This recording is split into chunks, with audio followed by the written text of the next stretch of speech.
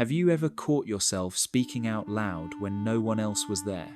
Not shouting, not raving, not unraveling, just softly. Quiet words in an empty room. A whispered sentence while washing your face. A half-finished thought spoken into the mirror. The kind of moment you don't tell anyone about, because you're not even sure why you do it. You're simply there, and suddenly, there is another version of you present a voice that speaks, a voice that listens, a conversation that lives just beneath the skin.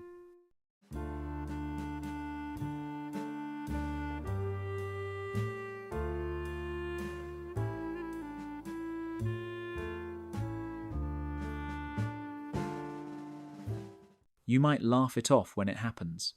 Or you may grow still for a moment, suddenly aware of yourself, because you know how society treats this. The world is quick to call you strange for it, quick to label it as loneliness or instability or evidence that something inside you has gone wrong. So you tuck the moment away like a secret, like something shameful, like something that shouldn't have happened. But you know the truth. It didn't happen by accident. There is a reason the words slip out when your guard is down, when you're overwhelmed, when your heart is heavy, and you feel like no one really sees you. The voice you speak to is not imaginary. It is not delusion. It is the part of you that has lived every moment of your life, but rarely gets to speak. The child who learned to stay quiet, the teenager who swallowed their feelings because they were too much, the adult who learned how to perform strength, efficiency, composure, even while storms raged silently underneath. Talking to yourself is not madness. It is the mind attempting to reunite with itself. It is your internal world trying to find alignment, because somewhere along the way, your inner voice was pushed underground. And now, it comes back in fragments, in whispers, in moments when no one else is around to interrupt. Think about those times, when you argue with someone in your head long after the conversation ended, when you rehearse what you'll say before walking into a room, when you soothe yourself in a moment of fear or doubt, when you repeat the same phrase over and over until your breath steadies. These are not accidents. These are survival strategies. Your self-talk has been your witness, your confidant, your guardian, especially in moments when the world felt too sharp to touch directly. And if you listen closely, you'll notice something. The voice you speak to isn't a stranger. It is you, the you that remains when the performance ends. The you that has been waiting to be acknowledged. To understand why this inner dialogue feels so natural and yet so private, we must go back to where your inner voice first learned to speak. Have you ever watched a child playing alone? Not just playing, but narrating, voicing every movement, every feeling, every small imagined world. A toy placed on the table becomes a character with a purpose. A whispered conversation unfolds between figures only the child can see. There is a gentle rhythm to it, an instinctive dialogue with the self. You once did this too, before you learned silence, before you learned to hide. A child speaks out loud because the mind is still learning how to hold itself together. Psychological development tells us that children externalize thought before they can internalize emotion. Their voice is a bridge, a way to translate feelings into something they can understand. When the world feels too big, too loud, too uncertain, the spoken word becomes a tiny anchor in the storm. It's okay. We're fine. This goes here. The voice outside is training the voice inside. But not every child receives the comfort of a voice from someone else. Some grow up with parents who are physically present but emotionally distant faces that look at them but never truly see them. Some grow up in homes where love is unpredictable, where affection depends on performance, where the child learns early that feelings need to be hidden to avoid upsetting the fragile world around them. And some children are forced to mature too quickly, learning to understand, soothe, and navigate emotions alone while their peers are still allowed to simply feel. So the child begins speaking to themselves not just playfully, but as a quiet form of survival. The voice becomes protector, companion, and witness. When no one asked how their day was, the voice did. When disappointment cracked something small inside the chest, the voice stitched it back together. When fear crept in at night, the voice whispered reassurance into the darkness. Slowly, the self became both caregiver and child. This is how the inner voice is born, not as something strange, but as something deeply human. It is the result of a mind that refused to collapse, a heart that refused to stay silent, a soul that would not let itself disappear. And over time, the child grows older. The toys fade, the imaginary worlds dissolve, and yet the voice remains, no longer spoken in innocence, but now layered with memory, longing, and all the words never said out loud to anyone else. Childhood ends, but the need for comfort does not. And so the voice evolves, becoming quieter, more private, more shadowed, to a secret conversation carried into adulthood, waiting for the moment it will finally be heard again. There comes a moment in life when you realize you've become very good at appearing composed.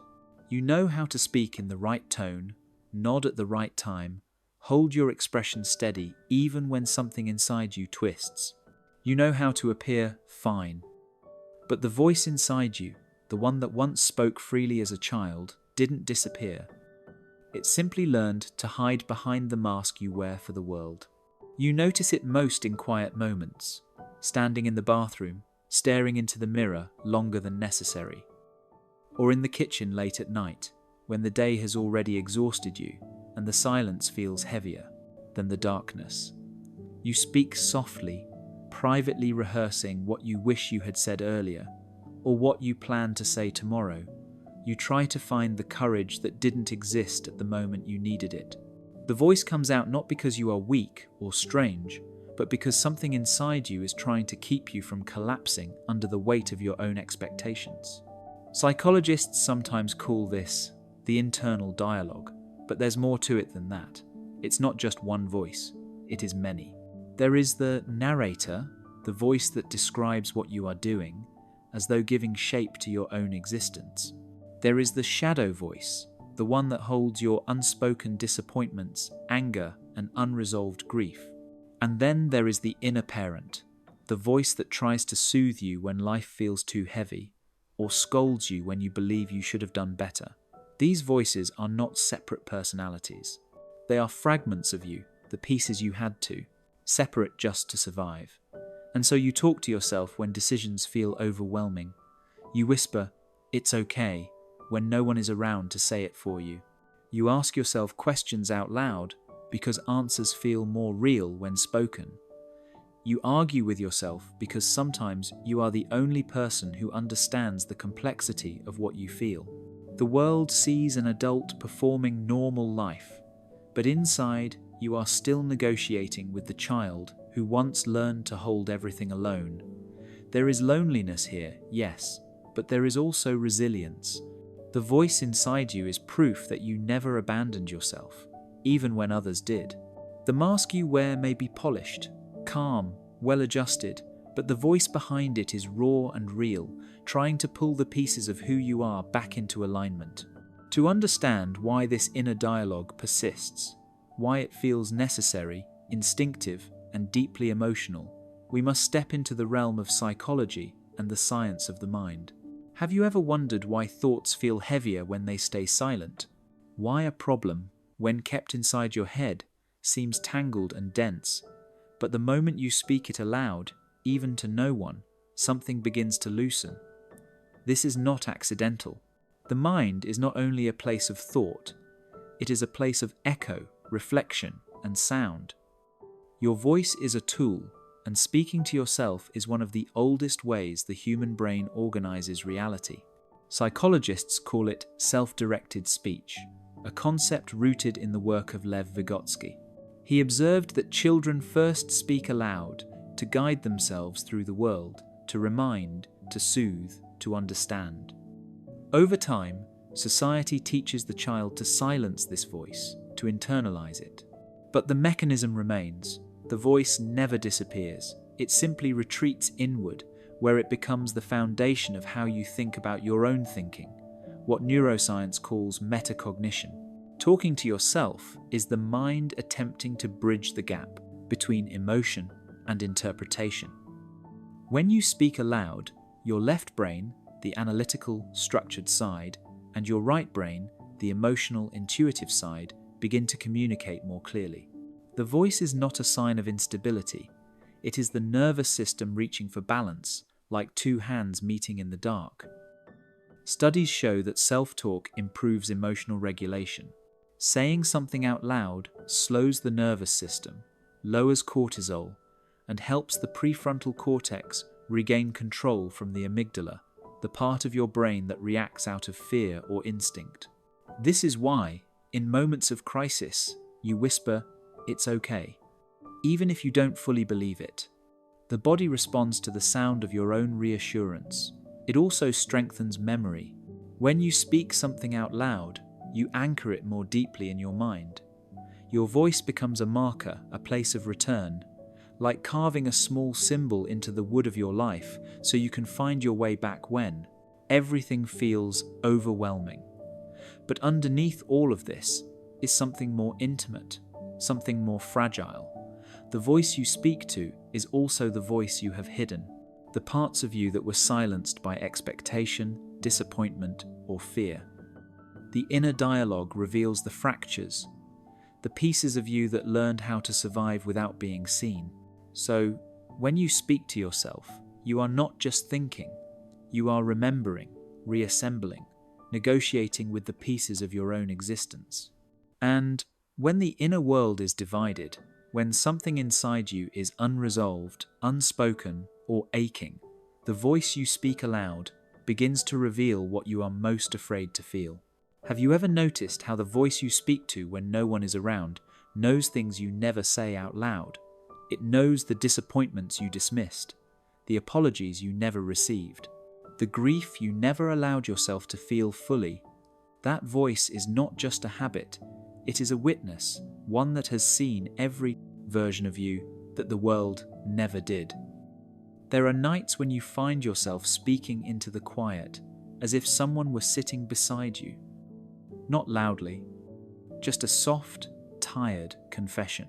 Words like, "I'm trying," or "I don't know what else to do," or even the silence between sentences, the kind that holds more truth than any language could translate.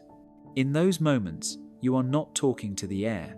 You are speaking to the part of yourself that has carried every hurt without complaint. Psychologists say unresolved emotions do not disappear. They sink, they settle, they wait. Shame becomes a shadow that follows quietly behind you. Loneliness becomes a subtle ache in the ribs. Grief becomes a room in the house of your mind that you never fully enter. And when these feelings have no place to go, when there is no one safe enough to hear them, they look for the only presence that has always remained, you. So the voice becomes a confessor, a listener, a kind of invisible companion you return to because no one else has ever stayed as consistently. Sometimes it soothes you, sometimes it hurts you, sometimes it reminds you of everything you've tried to forget. It becomes a mirror you didn't ask for one, that reflects not who you pretend to be, but who you are when the performance ends. And yes, there is pain in that. Because speaking to yourself can also mean admitting that there are parts of your life where you were alone when you shouldn't have been. Moments when you needed someone to say, "I see you," and no one did. So the voice in your chest took the place of love that never came, comfort that was never offered, presence that never arrived. It became your replacement for intimacy. Talking to yourself is not strange, but it is private, because it carries the weight of everything you've held in silence. And the world does not know how to hold the kind of honesty that exists in those moments. Society hears self-talk and thinks of instability. It does not see the endurance, it does not see the courage, it does not see the child who learned to survive alone, but society rarely sees the truth with compassion. And it is here, in the misunderstanding in the space between stigma and reality, that the next layer of your story begins. Have you noticed how the world becomes uncomfortable when someone is simply with themselves? How silence is treated like a problem that needs to be fixed. How solitude is mistaken for sadness. We live in a society that fears the quiet mind, a culture that praises loudness, visibility, performance, the constant display of self for others to judge and approve. In such a world, speaking to yourself is seen not as intimacy with your inner life, but as something to be corrected, laughed at, or hidden. From a young age, you are taught that thinking should stay inside, and feeling should be managed discreetly. You learn to keep your voice internal, your questions unspoken, your doubts smoothed over with socially acceptable smiles.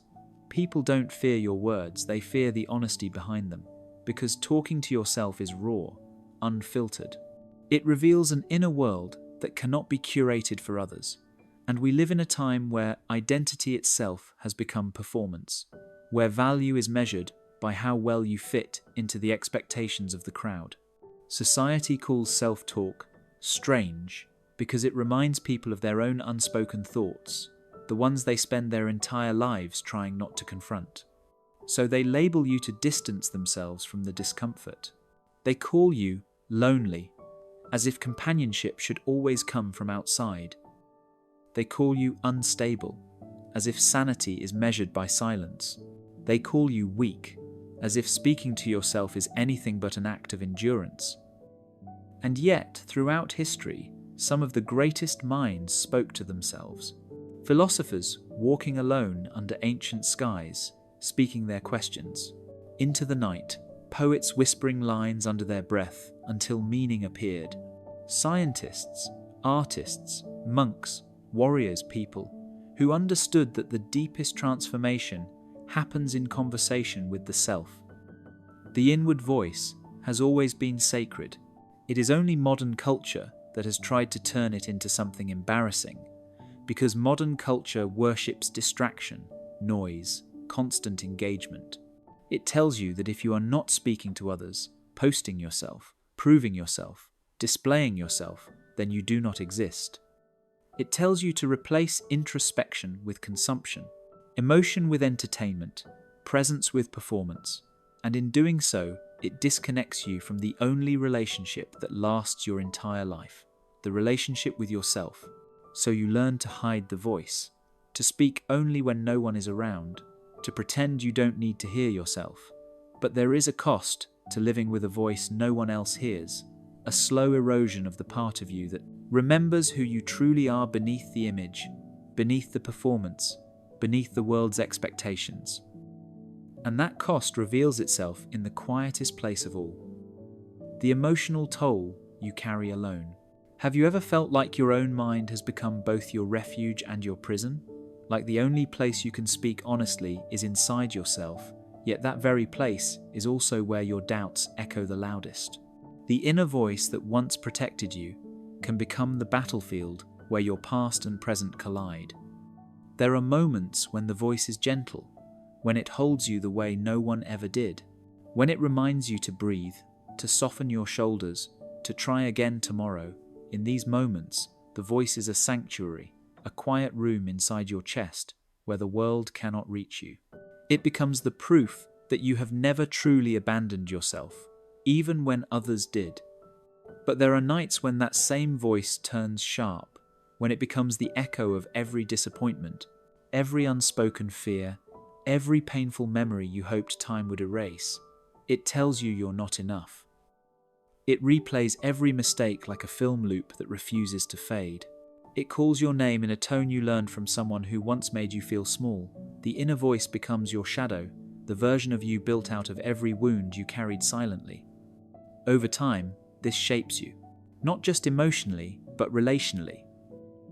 When you learn to lean on your own voice for comfort, other people can begin to feel unnecessary, or worse, unsafe. You may hesitate to explain yourself because the voice already understands.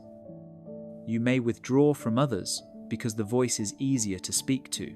You may find yourself living behind walls made of your own thoughts, walls even you sometimes struggle to climb out of. Attachment theory tells us that intimacy is learned through being seen and soothed by another. But if you rarely received that, If the world taught you to rely only on yourself, then your voice becomes the stand-in for love, a memory of the connection you always wished for, a companion shaped from the absence of others. And in that sense, the voice is both miracle and wound proof of survival, and evidence of what you had to survive. This can affect your identity. You begin to question who you are outside the realm of your inner world. Your self-worth can become tangled in the voice's approval or criticism.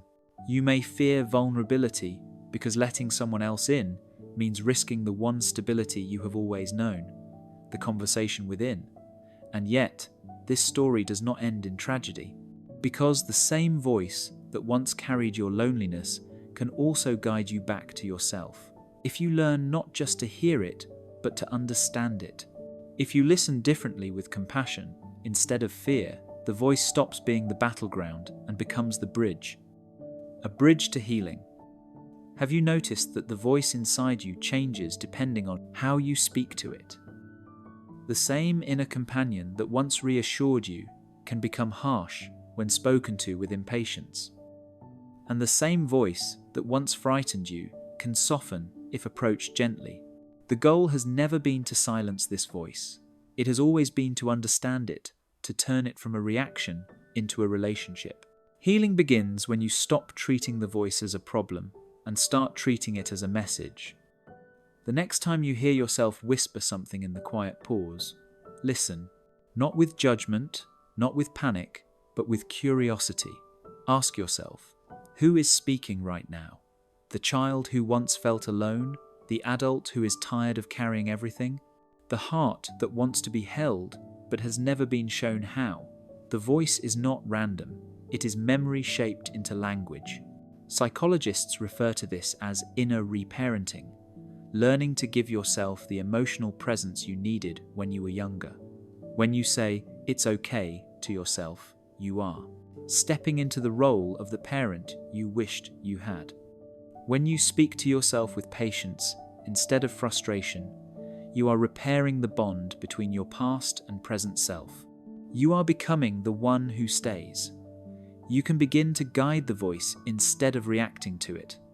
When fear rises and the voice trembles, speak softly, "I hear you." When doubt sharpens into criticism, respond with steadiness, "I am trying." When loneliness echoes through your thoughts, remind yourself, "I am here with you." This is not delusion. This is self-compassion, the emotional oxygen mask every human needs, but few are taught how to use. Journaling can help give the voice shape. Writing allows the intangible to become visible. When you place your thoughts on a page, the chaos becomes a landscape you can navigate. You no longer drown in the feeling, you can walk through it, map it, understand where it comes from. The page becomes a mirror that does not judge, and slowly something shifts. The voice becomes less of a battleground and more of a dialogue. You stop running from yourself. You stop fearing your own inner world. The voice that once felt like a burden becomes a companion. Not perfect, not always calm, but honest. And honesty is where healing begins, because the voice inside you has never been your enemy. It has always been the part of you that refused to disappear, even when life tried to silence it. And now, as we approach the end of this journey, there is one final truth to understand, the one that brings everything together. Have you ever realized that the voice inside you is older than your memories? It has lived through every silence you endured, every moment you swallowed your feelings to keep the peace, every time you walked away when you wanted to stay, or stayed when you desperately needed to leave. It is the voice that never left you, even when others did. This voice has witnessed the quiet heartbreaks, the ones that left no visible bruise but changed you forever. It remembers the first moment you felt misunderstood, the first time you pretended not to care, the first night you cried quietly so no one would hear, the first time you realized that the world does not always offer gentleness, even to those who give it, and through all of it, it stayed, it spoke, it kept you company in the places no one else could enter. The voice inside you is not a flaw. It is a testament, a living archive, a memory woven into sound. When you speak to yourself today, you are not merely thinking you are tending to the child you once were, the teenager who felt too much, the adult who learned to carry themselves through storms. You are acknowledging the parts of you that survived without applause, without witness, without reassurance. You are giving language to the experiences that shaped you in silence. And yes, sometimes the voice trembles. Sometimes it carries anger. Sometimes it echoes regret. But even that is a form of love. Because pain only speaks when it wants to be healed.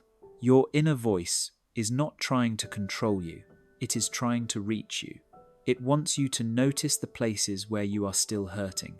It wants you to recognize the strength you built on your own. It wants you to understand that you never walked alone, even in the loneliest moments. So, the next time you find yourself whispering in an empty room, do not rush to silence it. Do not call yourself strange. Do not feel ashamed. Listen, really listen. You are hearing the truth of your own existence. If you speak to yourself, it is because part of you is still trying to be heard, because part of you is still healing, because part of you still remembers what it felt like to be unseen, and refuses to let that be the end of the story. There is nothing crazy about that. In fact, it is profoundly human. You have been your own witness, your own comfort, your own home, and now you know why. You are not talking to yourself, you are returning to yourself.